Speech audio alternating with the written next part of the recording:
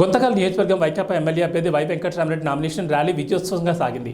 ఈ ర్యాలీ పట్టణంలోని మస్తానే దర్గాలో ప్రత్యేక ప్రార్థన నిర్వహించి అక్కడి నుంచి బీరప్పగుడి మెయిన్ రోడ్ మీదుగా ఆర్డీఓ కార్యాలయం వరకు ఎర్రటి ఎండను లెక్క చేయకుండా వేలాది మంది వైసీపీ నాయకులు, కార్యకర్తలు, ప్రజలు తరలివచ్చి ఈ ర్యాలీలో పాల్గొని విజయవంతం చేశారు.